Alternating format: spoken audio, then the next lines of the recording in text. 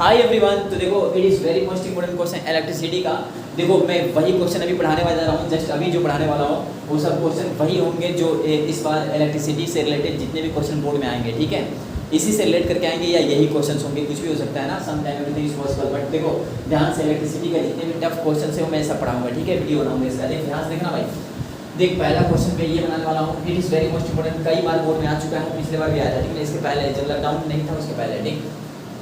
देखो ये क्वेश्चन क्या बोला है, कहा है कि the value of current I flowing in a given resistor for a corresponding value of potential difference V across resistor given below। देखो यहाँ पे हमको I दिया है एम्पियर में, ये पूरा एम्पियर में वैल्यू है, करंट पता है, ठीक है, ये तुम्हारा वोल्टेज है वोल्ट में, ठीक है, और ये तुम्हारा पूरा वोल्टेज की वैल्यू पता है। और यहाँ पे क्या है, plot the graph between V and I, V और I के बीच में प्लॉट करना है, ग्राफ प्लॉट करना है, एंड अब फाइंड करना है रेजिस्टेंस फाइंड करना है उस ग्राफ का, ठीक है। तो लिखेंगे सॉल्व, एग्जाम में गए हो मान लिखोगे सॉल्व लिखने के बाद देखो कैसे सॉल्व करते हैं। सबसे पहले तो ग्राफ प्लॉट करो, ठीक है, कैसे ग्राफ प्लॉट करोगे तो देखो ध्यान से बता रहा हूँ, ऐसे कर लेना, ये ग्राफ प्लॉट कर रहा हूँ, एक्स एक्सिस वाई एक्सिस, और यहाँ पे जीरो, यहाँ पे मैं ले रहा हूँ नीचे, डिपेंडेंट मी मेरे पे डिपेंड करता है कि मैं नीचे बी लूँ या आई लूँ, आप पे डिपेंड करता है आप कैसे ले सकते हो, ठीक है।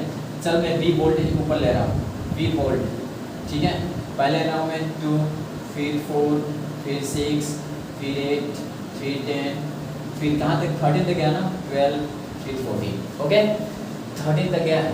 फिर यहाँ पे ले रहा हूँ करंट आई एम्पियर में, ये दिखाना नेसेसरी होता है कि ये वोल्टेज है और ये करंट है, ओके। अब देखो इसमें कहाँ तक गया है, 4 तक गया है ना, तो 0.5 से, तो यहाँ ले लो यार 0.5, 1, और फिर यहाँ पे ले लो 2, फिर यहाँ पे ले लो 3, फिर यहाँ पे ले लो 4, ओके, जितना है उतना मैं रिप्रेजेंट कर दिया। अब सुनो, इतना करने के बाद अब ये क्या करना है, तुमको देखना है 0.5 पे 1.6 था, तो यहाँ पे देखो यहाँ पे आएगा 1.6 यहाँ तक, तो इसको आगे बढ़ाओ, इसको ऐसे करो, ठीक, यहाँ पे आ गया।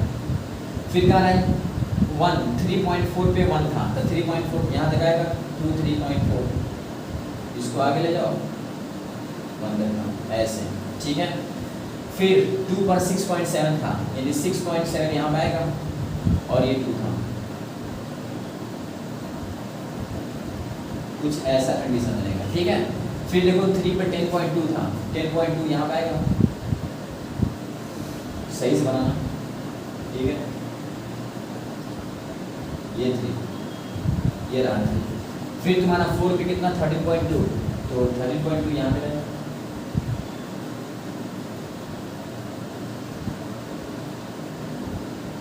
ये आपका बन गया, ठीक है, और इसको हम मिला देंगे,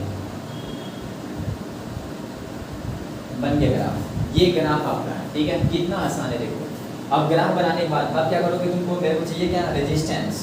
तो सबसे पहले फार्मूला पढ़े ना, V = IR according to Ohm's law, हमें ये चाहिए तो इसको नीचे करना पड़ेगा, तो यहाँ पे हो जाएगा V/I = R। अब सुनो, एक्चुअली यहाँ ग्राफ है तो 0 से 4 तक गया है, 0 से 13 पॉइंट यहाँ दिखा दो 13.2 तक गया, तो मुझे वोल्टेज में डिफरेंस निकालना होगा। तो पहले यहाँ पे डेल्टा V लिख लो, डेल्टा I, क्योंकि हमें डिफरेंस चाहिए 0 से यहाँ तक गया है, तो इसको लिखोगे तो 13.2 - 0 बाय I 0 से 4 तक गया है, तो 4 - 0 = R, final minus initial, okay. Minus करके कितना आएगा, सिंपल फंडा है, 13.2 आएगा, और ये 4 काट दो इसको, कितना आएगा 4×12 3.3 ओम, ये आपका रेजिस्टेंस आ गया, ठीक। बस इतना ही करना था तुमको बोर्ड में, अब इतना ही करोगे 4 मार्क्स मिल जाएगा। It is very most important, write it.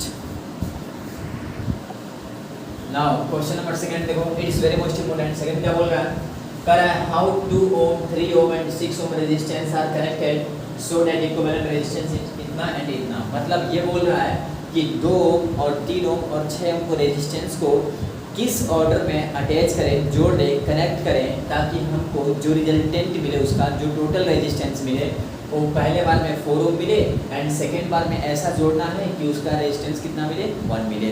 अब देखो लिखोगे सॉल्व, लिखने के बाद अब ये कैसे करोगे तुम, तो सुनो, अगर मान सपोज मैं 3 रेजिस्टेंस को सीधे अटैच कर दे रहा हूँ, मान लो यहाँ 2 ओम, यहाँ 3, यहाँ 4, सॉरी 6, तो इन सबको ऐड कर देते हैं ना, तो 6 3 9 तो 11 ओम हो जाएगा। यहाँ 11 तो लाना नहीं, 11 ओम होगा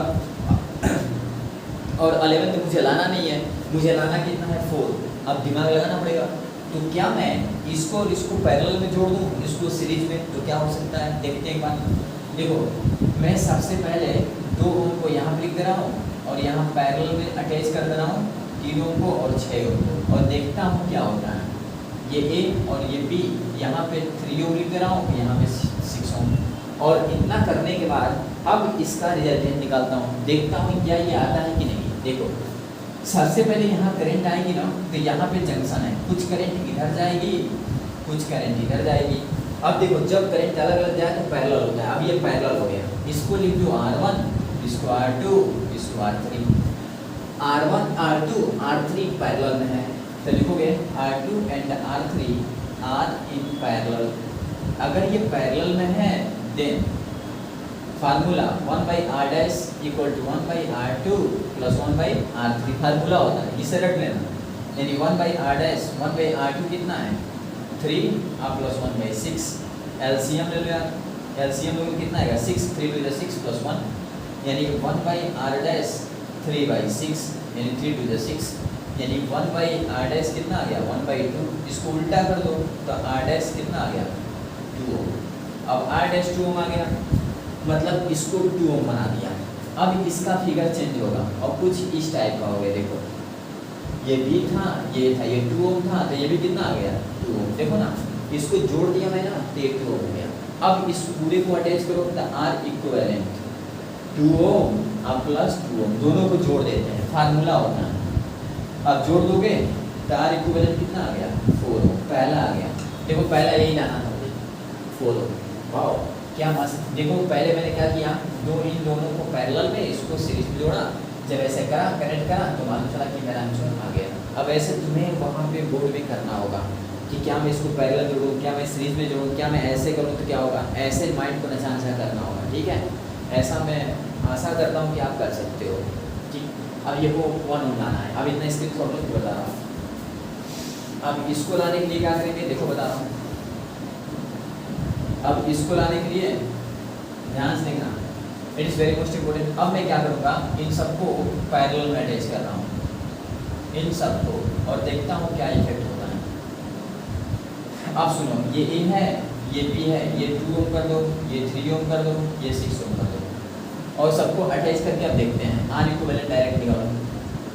अब R इक्विवेलेंट तो 1/r equivalent 1/6 1/2 plus 1/3 plus 1/6, simple फंडा। क्यों? क्योंकि ये सब पैरेलल में है। अब जोड़ोगे तो कितना आएगा 6 आएगा एलसीएम, 2 3 जा 6, 3 2 जा 6 1,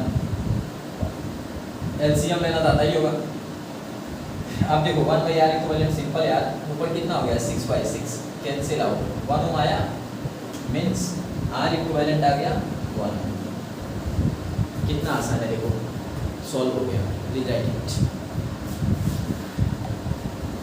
अब इस क्वेश्चन को देखो ध्यान से, it is very question, third question. देख क्या बोला है, इंटरनल रेजिस्टेंस।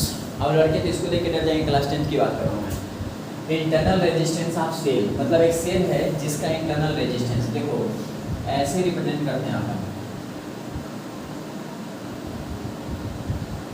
ये इंटरनल रेजिस्टेंस है, इसको स्मॉल r से लिखते हैं, इसकी जो वोल्टेज इसको E से लिखते हैं। ठीक है, बोल रहा है क्वेश्चन में internal resistance of cell means R का मान दिया कितना 1.5 volt, sorry resistance of cell कितना ओम 0.5 ओम, और वोल्टेज कितना दिया है E का मान 1.5 वोल्ट। क्वेश्चन में देखो दिया है internal resistance of cell 1.5 volt and इतना ओम, यानी R का मान दिया है स्मॉल r 0.5 ओम, E दिया 1.5 वोल्ट। फिर बोल रहा है what is maximum current can be obtain by this cell, इसके द्वारा मैक्सिमम करंट कितना ऑब्टेन करेंगे, I का मान पूछा है। तो एक बात याद रखना, फार्मूला याद कर लेना, I equal to E/R। Direct इस फार्मूले में अप्लाई करो, करंट आसानी से मिल जाएगा। कितना आसान है देखो, बहुत लड़के तो सोचें कैसे अप्लाई करें, देख आसान है भाई। E का मान कितना है 1.5 और R का मान कितना है 0.5, पॉइंट दोनों हट जाएगा 15/5, 5 3 जा 15, 3 एम्पियर। कितना आसान क्वेश्चन है देखो, you know, right it. Now question number 4 की बात करते हैं। देखो it is very most important. इसमें देख लिखेंगे सॉल्व, ध्यान देना भाई। क्वेश्चन देख क्या बोल रहा है, कह रहा है द करंट ऑफ 10 एम्पियर। तो पहले क्वेश्चन पढ़ना अच्छे से लाइन से। 10 एम्पियर मतलब क्या समझते हो, आई का मान मिल गया मुझे 10 एम्पियर। खूब अच्छे से लिखो गिवन, पहले गिवन डेटा लिखना बोर्ड में, ठीक है। फ्लो इन सर्किट, एक सर्किट में फ्लो हो रहा है 4 सेकंड। सेकंड मतलब क्या समझते हो, टाइम दिया है 4 सेकंड, ओके। फिर क्या बोला है, the resistance of circuit is 10, मतलब आर का मान दिया है 10 ओम। वाओ क्या बात है। Find total number of electrons, तो बोला है कि नंबर ऑफ इलेक्ट्रॉन्स से n का मान बताओ। भैया टोटल नंबर ऑफ इलेक्ट्रॉन्स को क्या बोलते थे अपन, n ही तो बोलते थे, ठीक है। n का मान चाहिए। और क्या बोल रहा है, जनरेटेड हीट, मतलब वर्क जितना कर रहा है वही तो हीट होता था, बस। यानी n चाहिए, w चाहिए। तो लिखेंगे सॉल्व। अब सिंपल फंडा सब कुछ पता है मेरे को, तो n निकालने के लिए सबसे पहले q निकाल दो। तो q equal to I into क्या होता है t। अच्छा i का मान कितना है 10, t का मान कितना है 4, कितना आएगा 40 कूलम। इतना कूलम आ गया, क्योंकि q का मात्रक होता है, यूनिट होता है कूलम, ओके। अब सुन, हमको q मिल गया, r मिल गया, हमें चाहिए n। अच्छा n इक्वल टू क्या होता है, q अपन e, सिंपल फंडा है, q इक्वल टू n नहीं, तो n इक्वल टू q अपन e। हमको नंबर ऑफ इलेक्ट्रॉन चाहिए, q मिल गया 40, e का मान 1.6, 10 के पावर -19, ऊपर लेकर चले जाओ इसको, यानी n equal to 40 by 1.6 into 10 के पावर +90। अच्छा जब इस पॉइंट को हटाएगा ना, एक जीरो बढ़ जाएगा ऊपर, तो n equal to 400 by 60 into 10 के पावर +90, ओके। काट दे यार, 8 1 40 और ये 25 25, n इक्वल टू 25 10 के पावर 90। इतना नंबर ऑफ इलेक्ट्रॉन का कोई यूनिट नहीं होता, याद रखना। अब सुन, हमको चाहिए W, मतलब हमको जनरेटेड हीट चाहिए, ये तो तुम्हारा पहला था। सेकेंड चाहिए जनरेटेड हीट, यानी W equal to VQ, formula होता है V equal to IRQ। I का मान पता है 40, कितना भैया, नहीं सॉरी 10, और R का मान कितना निकला है, तो R का मान दिया है 10।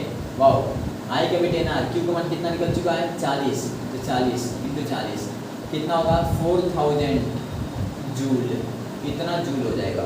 Very most important question, right it. Now question number 5, इसमें क्या करो भाई, देख क्या बोल रहा है, कर an air conditioner of 1.5 kilowatt in your house operate for 10 hour every day. मतलब एक एयर कंडीशनर है जो 1.5 किलोवाट, मतलब पावर उसकी है भाई 1.5 किलोवाट, ठीक है। और कह रहा है ऑपरेट होता है 10 घंटे प्रतिदिन 10 घंटे चलता है, 10 आवर, ठीक है। Find cost of electric energy per month.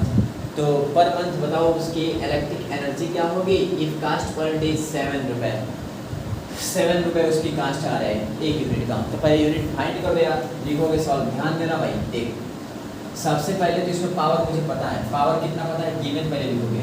Given में पावर कितना पता है 1.5 किलोवाट, सिंपल फंडा है। और यहाँ पे घंटा में दिया है, आवर में दिया है, सिंपल फंडा है, इसको चेंज नहीं करेंगे अपन, ठीक है। और यहाँ पे टाइम कितना दिया है, टी दिया है 10 आवर। अगर ये मिनट में, आवर जो है ना मिनट में होता है, तो इसे हम बदल देते हैं वाट में, ठीक है। बट अब चेंज नहीं करेंगे। अब फार्मूला क्या होता है, एनर्जी निकाल दो पहले। तो एनर्जी का formula E equal to P into T. पूछो कहाँ से फार्मूला आया, तो P इक्वल टू W/T होता है ना, तो यहाँ P इक्वल टू E/T भी लिख सकते हो ना, क्यों, क्योंकि वर्क ही तो एनर्जी होता है। क्रॉस करोगे तो E बन जाए E P इंटू टी, देखो E इक्वल टू PT। अब ये बन गया E equal to P into T. अब यहाँ से E इक्वल टू P का मान कितना है बताओ, P का मान 1.5 है, T का मान कितना है 10। भाई E इक्वल टू कितना आ गया 15 किलोवाट आवर, यानी ये हो गया 15 यूनिट्स। अब 15 यूनिट्स हो गया ना। अब डे में चाहिए, हमें चाहिए तो डे कितना दिया भाई 30 डे ना, तो एक काम करो इसका मल्टीपल कर दो 30 डे में। तो E पर यूनिट पर एक काम करो, हमको चाहिए क्या 30 डे के लिए, फॉर 30 डेज रुपीज़ अमाउंट, या रुपीज़ लिख सकते हो। कितना हो जाएगा 30 डे 15 यूनिट एंड 7 रुपये। तो कितना हो भाई 15 या 45 450 इंटू 7, यानी 7 5 35 के मान 7 चौक 28 29 31 3150 रुपये, write it. Now question number 6 देखो, it is very must important question. देख क्या बोल रहा है, an electric appliance is labelled with 2.3 kilowatt and इतना वोल्ट, यानी समझ लेंगे गिवन पावर कितना नहीं बताओ 2.3 किलोवाट, इसको बदल दो वाट में, तो 2.3 10 की पावर 3 वाट, ओके। फिर क्या बोल रहा है इतना वोल्ट, यानी पी का मान कितना दिया 230 volt. If it runs with its full capacity, calculate current। I निकालना है। Following through its calculate resistance, R निकालना है। Appliance if it runs for 10 hour, भाई टाइम कितना दिया है 10 आवर रन कर रहा है, तो कह रहा है how much energy is consumed, energy पूछा है कितना कंज्यूम होगा इन किलोवाट। बस सिंपल यार, पहले आई निकालो। तो फार्मूला क्या होता है P equal to V I, I equal to क्या हो जाएगा P अपन V, पावर कितना दिया है 2.3 10 की पावर 3 बाई वोल्टेज कितना है 230, 0 से 0 कट गया। इसको मैं लिखना चाहूँ तो 230 बाई 23 लिख सकते हैं, काट दो 10, इतना एम्पियर आई को माना गया। देखो कितना आसान है भाई। इस पॉइंट को है तो एक जीरो इधर ला दिया, एक जीरो बचा तो उसके साथ ला दिया, ठीक है। अब हमें चाहिए रेजिस्टेंस, R इक्वल टू क्या होता है V स्क्वायर बाई P। तो हमको रेजिस्टेंस चाहिए, V square by P formula होता है P equal to V square by R का, R equal to V square by P। अब V का मान पता है मुझे कितना भाई 230, तो 230 दो बार, सिंपल फंडा है। बाई पावर कितना मिल गया, पावर पता है 2.3 10 की पावर 3, 0 0 कट गया, बचा तो 23 बच गया, 23 इंटू 23 बाई 23 कट गया 23 ओम, इतना ओम आ गया। ये रेजिस्टेंस आ गया। देखो अब मुझे करंट रेजिस्टेंस मिल गया, इसके बाद क्या चाहिए एनर्जी चाहिए। तो W equal to V Q होता है, W equal to V I T होता है। और हमें सब पता है W को ही बोलते हैं। W V कितना है 230, I कितना मिल गया 10, T कितना है 10 वाट आया यार, वाट आवर, घंटा बदल दो किलो वाट में, तो 23 किलो वाट आवर।